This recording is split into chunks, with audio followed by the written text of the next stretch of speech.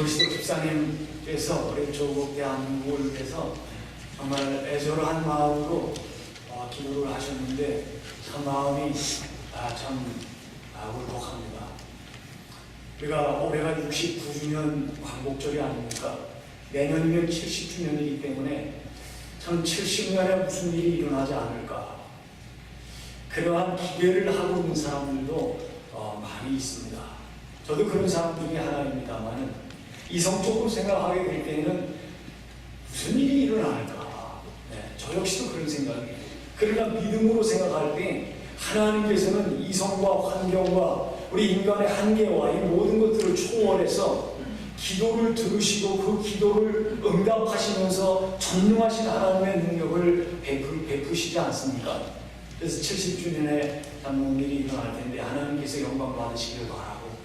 광복이라고 하는 것은 무엇입니까? 빛을 찾는다는 거 아니겠어요? 그래서 광복절이에요.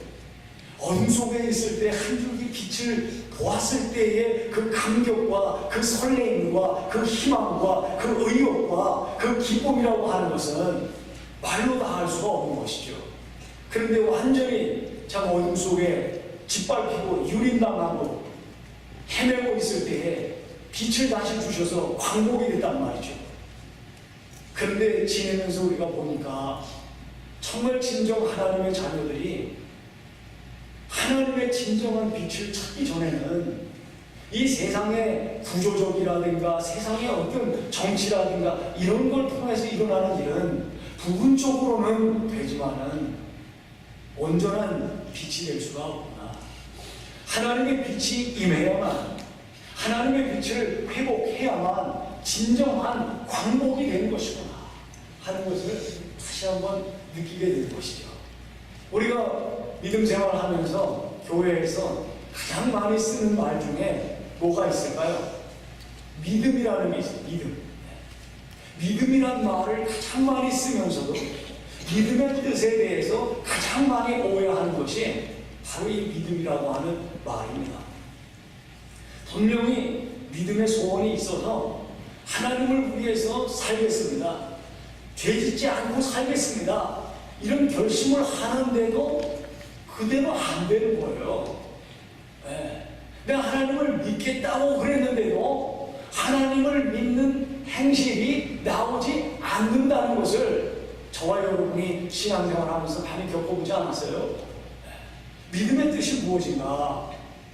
말씀대로 살아보겠다고 결심하는데도 살다 보면 말씀대로 사는 것이 아니라 세상 말을 듣고 사람 말에 솔깃해가지고 하나님의 말씀을 내 가슴에 간직하고 있는데도 사람 말을 따라서 하나님 말씀대로 살지 못하는 우리 자신을 발견할 때가 있지 않습니까?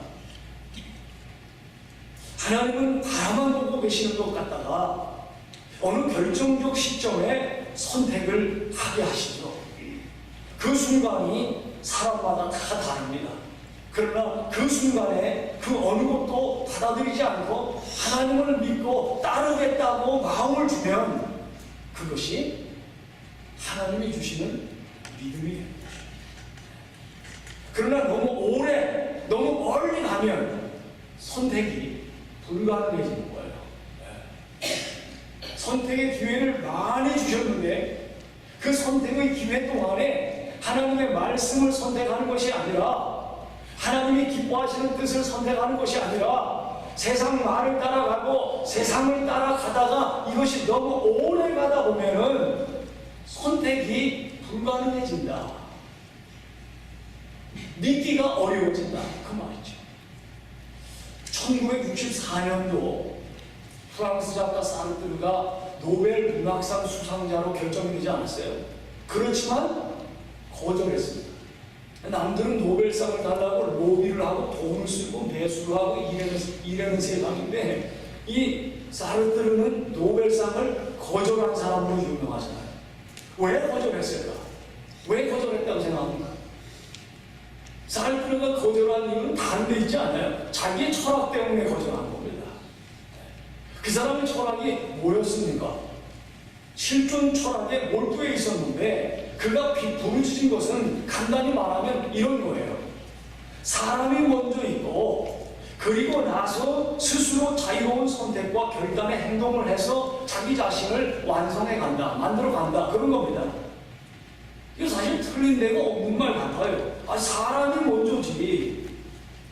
그리고 스스로 선택을 하고 결단을 하고 그 위에서 자기 자신을 만들어 가는 것이지, 말이야 맞는 것 같아요. 그런데 이 말을 하고 들어가면 그런 뜻이 아닙니다. 사람이 먼저 있고서 스스로 자유로운 존재로서 선택을 하고 결단을 하고 스스로 완성해 간다. 이 말은 뭐냐면 자기 자신의 실존이 믿음의 대상이다, 그런 말이거든요. 누구를 믿는다는 것이 받아들여질 수가 없어요. 누구를 믿는다는 것이 본질적으로 이 실존주의를 믿는 이 사람에게는 자기 자신이 믿음의 대상이기 때문에, 자기 자신의 이 믿음이 전부이기 때문에 믿음이라고 하는 것이 받아들여지질 않는 것입니다.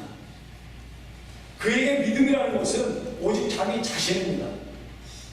그 어떤 것도 자기 자신의 존재보다 앞서는 것이 없어요. 누가 자기에게 상을 준다는 것이 상상을 할 수가 없는 거예요, 그 사람에게는. 그렇죠, 이해되시는지? 그렇기 때문에 노벨상도 그에게는 아무것도 아니고 그것을 받는다는 것이 자기 자신에게 용납이 되지 않는 것입니다. 이런 사람들가 75살에 폐부종으로 죽었습니다. 입원한 지 한 달 만에 죽었어요. 여러분, 폐부종이라는 것을 아시죠? 폐에 공기가 차 있어야 되는데 공기 대신 물이 가득 차게 되면 익사 상태로 죽는 것이 폐부종이에요. 최근에 우리 노회원 부친께서 한국에서 돌아가셨는데 자꾸 가슴이 아파가지고 병원에 가봤더니 그냥 다 하얗게 되고 폐가 조금뿐이 안 남더래요. 그걸 어떻게 참고 살았는지 모른다고. 그래서 그것이 이제 완전히 아프게 되니까 꼼짝 못하게 되죠. 병원에 입원하면서 사경을 헤매다가 결국 며칠 만에 돌아가셨습니다만, 그 아픔이 어떤 아픔이냐 하는 것을 설명하는데요. 사람의 머리를 물속에 강제로 쳐박아서 숨을 못 쉬게 할 때의 그 고통이래요. 폐부종이 그렇게 무섭더라고요. 그래서 기침을 하고, 기침을 많이 하니까 피가 섞인 가래를 이렇게 하고, 그러다가 호흡곤란으로 결국은 죽는다. 한 달 만에 죽는데 그 고통이 심각하니까 이 사람의 최후를 본 사람들에 의해서 전해진 말이에요. 그야말로 비참하게 밤을 하면서 하다가 죽었다. 이것이 사르트르의 마지막. 이 죽음에 대해서 어떤 사람이 이런 말을 했어요. 그의 말로가 그렇게 비참했던 이유는 그에게 돌아갈 고향이 없었기 때문이다. 믿음의 뜻에 따라서 그 결과가 하늘과 땅 차이다. 자기 자신이 전부라고 믿었던 그런 믿음은 결국 우리에게 영원한 안식을 줄 수가 없습니다. 죄 문제도 해결해 줄 수가 없습니다. 예수 믿으면 구원받는다는 것이 성경의 가르침이죠. 하지만 진정한 뜻은 결국 그렇게 수학 공식 같지는 않더라고요. 여기에 하나님이 주시는 믿음과 성령의 역사가 다른 것이죠. 예수님의 십자가 죽으심을 믿고 부활을 믿는 것을 포함해서 그 이상의 내용을 믿는 믿음이어야 그게 진짜 믿음이다. 나 예수 믿습니다 그러면서도 하고 들어가면 그러나 난 교회는 안 다녀요. 나도 예수 믿어요. 대단한 성인이죠. 그러나 성경은 안 믿습니다. 나도 예수 믿어요. 부활이요? 부활은 난 믿지 않습니다. 십자가에 죽은 것까지는 믿겠는데요. 그 부활은 난 믿지 않습니다. 그럼 믿음이 아니에요.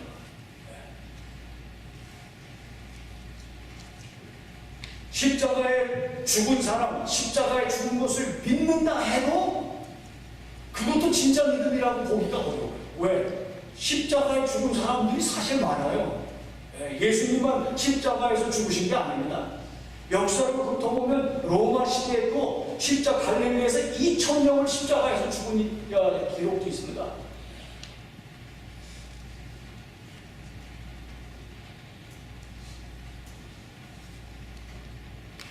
그런 사람들의 죽음은 십자가에 죽었지만 다른 사람을 대신해서 죽은 게 아니에요. 근본적으로 다른 점이 있어요. 예수님의 십자가 죽으심. 그것을 보여주는 것이 오늘 본문이다. 그래서 오늘 본문을 통해서 하나님이 우리에게 하신 메시지를 우리가 잘 들을 때에 믿음의 뜻을 알게 되고, 그리고 온전한 구원받은 하나님의 자녀들로 이 세상에서 하나님과 동행하면서 살게 되는 것이죠. 22절 말씀 같이 한번 보시고, 22절 같이 한번 읽습니다. 시작. 그는 죄를 범하지 아니하시고 그 입에 거짓도 없으시며. 네. 이게 무슨 말씀이냐 하면, 믿는다는 것은요, 죄 없으신 예수를 믿는다는 거예요. 죄 없으신 예수를 믿는다는 거예요. 부처님요, 자기 자신과 세상의 죄로부터 벗어나려고 돌을 닦지 않았습니까? 보리수 밑에서 깊은 수양을 쌓다가 세상을 떠났어요. 그러나 죄를 없이 하지 못했습니다. 죄 문제를 해결하지 못했어요. 죽음의 문제도 해결한 것이 못됩니다. 죽지 않았습니까? 사망 권세에 종노하지 않았습니까? 그러나 예수님은 죄 없으신 분으로 죄 많은 사람을 구하시려고 세상에 오셨고, 그리고 그 죄 문제를 해결하시기 위해서 죽으셨고, 그리고 죽은 자 가운데서 장사한 지 사흘 만에 다시 살아나심으로 사망의 권세를 이기신 것이 여느 사람의 죽음과 다른 것이다 하는 것입니다. 부당하게 해를 당하셨지만 무죄하신 분으로서 범죄하지 않았습니다. 고통과 억울함을 참으셨습니다. 19절에 보니까 부당하게 고난을 받아도 하나님을 생각함으로 슬픔을 참으면 이는 아름다우나 그랬어요. 여기 아름답다 하는 단어는 카리스라는 말은 카리스가 은혜라는 말이거든요. 은혜. 다시 말하면 감사할 가치가 있고 인정된 것을 카리스라고 말한 거예요. 괴사가 없으시며 라는 말은 거짓이 발견되지 않았다 하는 말이거든요. 다시 말해서 십자가 죽음의 고난 앞에서 맞서서 피하지도 않았고, 십자가 고통을 주는 자들을 욕하지도 않았고 위협하지도 않으시고 공의의 심판자이신 하나님 아버지께 맡기셨다. 그 후에 이 모든 것이 옳게 인정이 되었어요. 그것이 바로 하나님의 선물, 은혜라고 판명이 나는 것입니다. 이것이 다른 거예요. 이렇게 하신 이유가 있죠. 21절에 보니까 우리 21절 같이 한번 읽습니다. 시작. 이를 위하여 너희가 부르심을 받았으니 그리스도도 너희를 위하여 고난을 받으사 너희에게 본을 끼쳐 그 잡시를 따라오게 하려 하셨느니라. 죄 없으신 분인데도 우리에게 본이 되시기 위해서 고난을 받으시고 예수님을 따라오게 하셨다고 한다면, 죄 많은 우리로서는 이 세상에서 억울한 일 당하고 슬픈 일 당하고 고통을 당하는 것이 얼마나 그 당연한 것이 아니냐. 그렇지만 그 가운데서 우리에게 본이 있다. 이 본이라고 하는 말은요, 휴고그라모스라는 말인데, 아이들이 글을 쓸 때 글씨체가 있잖아요. 아주 선명하게 큰 글씨로 여기 앞에다 딱 써놨죠. 그때의 글씨 본을 휴고그라모스라고. 동시에 똑같은 뜻이 뭐냐 하면 그대로 점선으로 이렇게 적어놨잖아요. 그죠? 그 점선을 따라서 쓰도록 한 그 점선 글씨본을 휴고그라모스라고. 예수님이 바로 그런 분이시다. 예수를 믿는다 하는 것은 죄 없으신 분으로서 고난을 당하셨지만은 저와 여러분의 죄를 사시기 위해서 슬픔을 참으시고 억울함을 참으시고 그 부당함을 이기셨다는 거예요. 그분을 따라 살도록 성령께서 역사하시게 될 때에 비로소 우리가 믿음으로 예수님과 연합을 하고서 살아가는 거예요. 다른 곳으로서는 예수님을 닮을 길이 없어요. 믿음으로 성령께서 역사를 하시는 거예요. 마치 매미가 물 먹고 살지 않잖아요. 뭐 다른 거 먹고 살지 않아요. 그냥 그 힘으로다가 수에 탁 박아가지고 나무 양껍질이나 나무 뿌리에 수액만을 먹고 살도록 돼 있어요. 그럼 매미가 힘이 부러진다 그러면 매미 죽는 거예요. 그런 것처럼 우리 믿는 사람이 믿음의 힘이 부러진다고 한다면 성령께서 역사를 안 하세요. 믿음의 힘을 글씨 본이 되시고 영원한 본이 되시는 예수님께 딱 갖고 있을 때 성령께서 역사하셔서 하나님 내 죄를 용서해 주셨네. 하나님이 나에게 소망을 새로 주셨네. 생명의 의욕을 다시 주셨네. 내 마음이 이렇게 좁았었는데 넓은 마음을 주셨네. 불안하고 떨렸는데 하나도 불안하지 않네. 알고 보니까 뭐예요? 믿음의 힘을 예수님의 본, 예수님한테 딱 받고 있었는데 성령께서 역사하신 거예요. 아멘이세요? 그걸 믿는 사람이에요. 그래서 믿음에서 그 맛을 보고 그것을 한 사람이 예배를 드리되 신령과 진정으로 예배를 드리면서 하나님이 우리에게 주신 그 사명을 감당하는 그 길로 행하게 되는 것이죠. 그런 예수를 믿는다는 것이 믿음의 뜻입니다. 그래서 24절 상반절에 보니까 24절 보니까 우리 상반절 담당하셨으니 거기까지만 읽겠습니다. 시작. 신이 나무에 달려 그 몸으로 우리 죄를 담당하셨으니, 여기서 담당하셨으니 이 말은 자기 몸으로 우리 죄를 떠맡아서 책임을 지셨다 그 말이에요. 자기 죄로 벌을 받는 것을 깨달으면 죄를 뉘우치게 되겠죠. 그러나 깨우치지 못하면 욕하고 비난함으로 자기 죄를 더 입증할 뿐입니다. 예수 그리스도는 무죄하심에도 불구하고 친히 몸소 십자가를 지셨어요. 나의 죄대로 갚으면 죽을 수밖에 없습니다. 그러나 예수님이 대신 사하신 것을 믿으면 왜? 무죄하신 분으로서 십자가에 죽으셨습니다. 무죄하신 분으로서 예수님이 대신 죽으신 것을 믿으면 그 예수님의 그 속죄가 이루어져서 죄의 짐이 벗겨지고 우리 그 믿는 사람 안에 무엇이 들어가요? 영생이 들어가요. 그래서 그 순간부터 이 세상에서부터 영생을 살게 되는 것이죠. 이것이 믿는 사람과 안 믿는 사람의 차이입니다. 얼마 전에 미국인에게 받은 전화 이야기를 제가 다시 한번 나눌게요. 모양실에서 설교 준비하고 있는데 전화가 왔어요. 들어보니까 미국 사람이에요. 그래서 이런저런 얘기하는데 이 양반이 어느 순간에 당신은 예수 그리스도를 개인의 구세주로 영접하셨습니까? 이렇게 대답을 하더라고요. 이렇게 질문을 하더라고요. 그래서 내가 이 교회 담임 목사나 그랬더니 그런 것 개의치 않고 다시 묻는 거예요. 당신은 예수 그리스도를 개인의 구세주로 영접하셨습니까? 다시 한번 묻기면 제가 이때는 바로 해야지 달리 말했는데 오해가 일어나겠구나 해가지고 내가 예수 믿는다고 했어요. 난 예수 그리스도 내 개인의 구세주로 영접한 목사다. 그리고 성경을 바이블 벨리빙 패스터다. 성경을 믿고 성경을 가르치고 전하는 그런 목사다. 그러니까 이제 그때부터 마음이 놓였는지 술술술술 이야기가 진행이 된 것을 제가 봤어요. 근데 왜 그 말을 묻느냐 너 목사한테 그랬더니 요즘은 목사에게 이 질문을 던졌는데도 이 질문의 뜻이 무엇인지 모르는 사람들이 있는 것을 자기가 봤기 때문에 이 질문을 당신에게 한 거라고 그렇게 얘기하더라고요. 여러분 믿음이란 무엇입니까? 여러분이 지금까지 살아오고 지금까지 붙잡고 있는 그 믿음은 어떤 믿음입니까? 그 믿음의 영적인 증거를 댈 수 있을까요? 그 믿음의 내적인 증거는 이런 것입니다. 이렇게 말할 수 있어야 되는 것이거든요. 그것이 무엇이냐 하는 말입니다.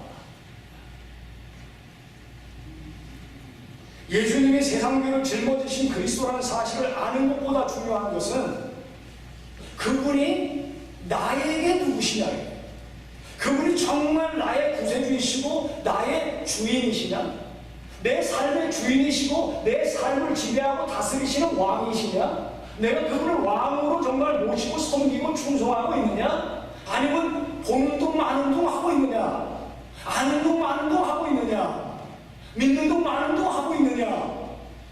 분명히 교리적으로는 예수 믿으면 구원을 받아요. 그렇지만 그 예수님이 나에게 누구시냐, 내가 그 예수님을 어떻게 대접하고 있느냐는 거예요. 이게 심각한 질문이에요. 사실은 예수 그리스도는 나에게 어떤 분이신가 대답을 해야만 합니다. 거기 거짓이 있을 수가 없어요. 거기 속임수가 있을 수가 없어요. 사람 앞에서는 그 말이 통할 수가 있어요. 그렇지만 하나님 앞에서는 통할 수가 없겠죠. 그래서 예수 그리스도는 누구신가가 아니라 예수 그리스도는 나에게 누구신가, 이 질문에 대해서 믿음의 대답이 있어야 된다 하는 것이죠.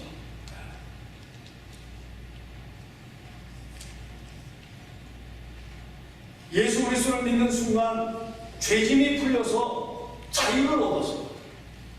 예수 그리스도를 믿는 순간 하나님의 자녀가 되었어요. 하나님은 더 이상 막연한 신이 아니라 나의 영적 아버지가 되신 것이고, 하나님은 예수 그리스도로 인해서 나의 왕이 되신 것입니다. 내 삶의 전부가 되시고 내 삶을 다스리시는 통치자가 되신 것이 이 믿음입니다. 그래서 그 믿음의 내적인 증거가 있을 때에는 예수님이라는 말을 들으면요, 갑자기 벌거벗은 것 같이 쫙 되는, 예수 그리스도 그러면은 거울 앞에 선 것처럼 되는 거예요. 내적인 증거가 없으면요, 맹성맹성합니다.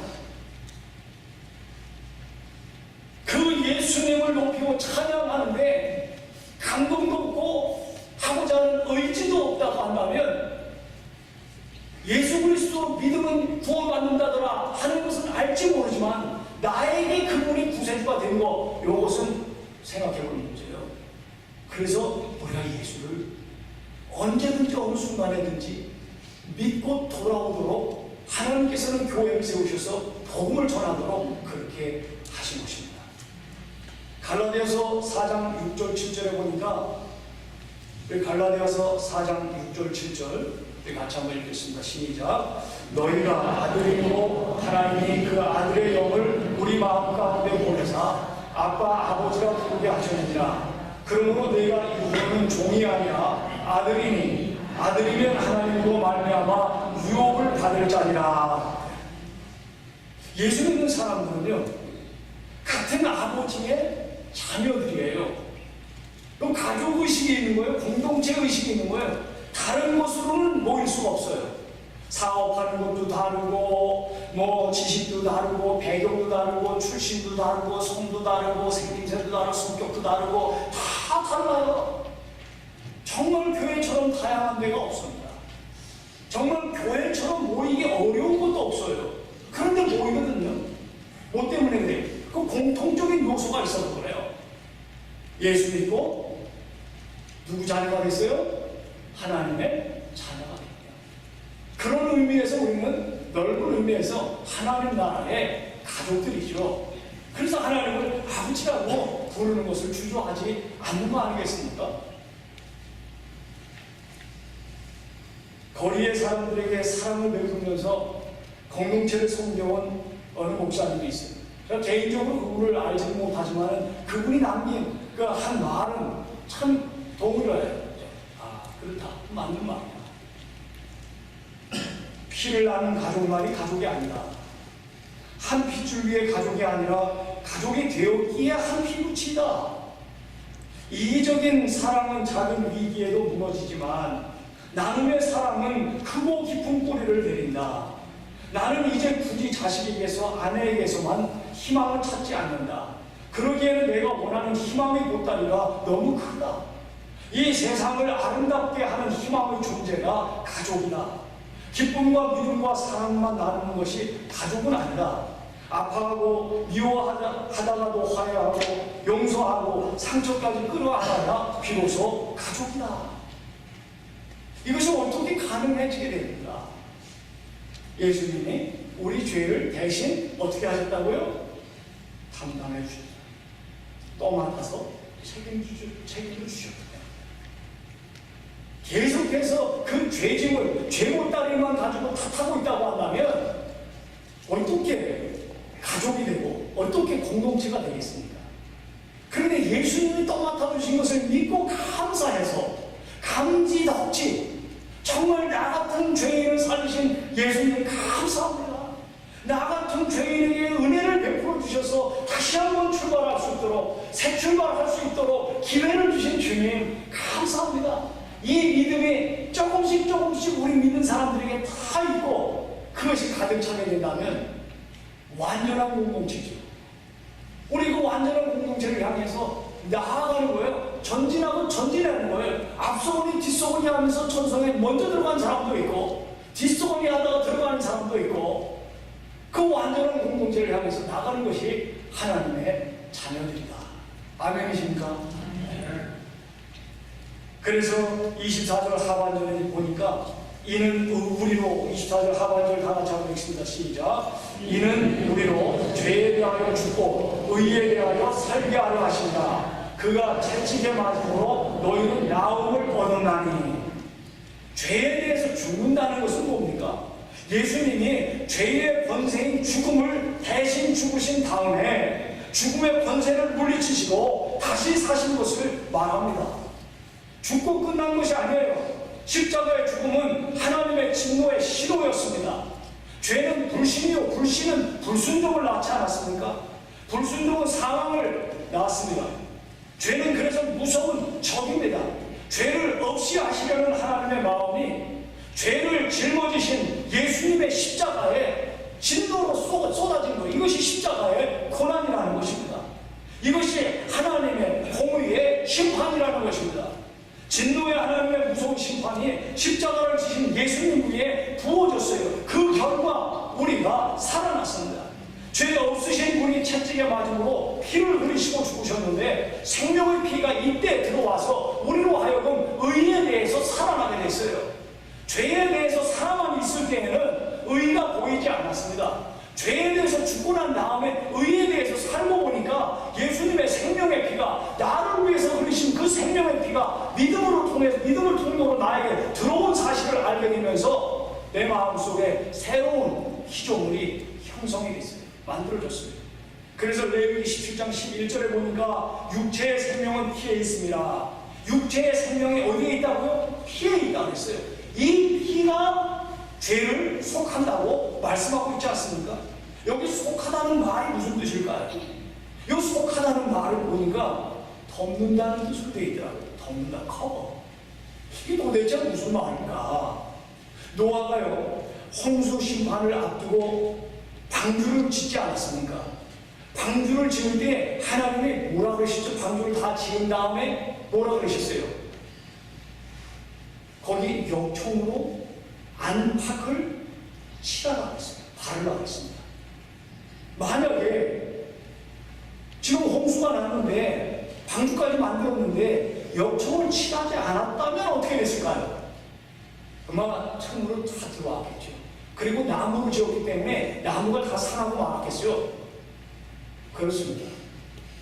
역청, 이 역청이라는 말, 칠하다는 단어가 모두 똑같이 덮다, 카파르, 덮다는 말이에요.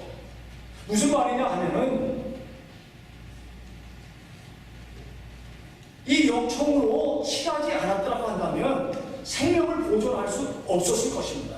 똑같이 심판을 받고 말았을 거예요. 그러나 역청을 바름으로 심판을 면할 수가 있었어요. 생명을 보존할 수가 있었습니다. 어린 모세를 위해서 갈대 상자를 만들고 역청과 나무집을 칠하고 아기를 담아서 나일강 갈대 사이에 두지 않았습니까?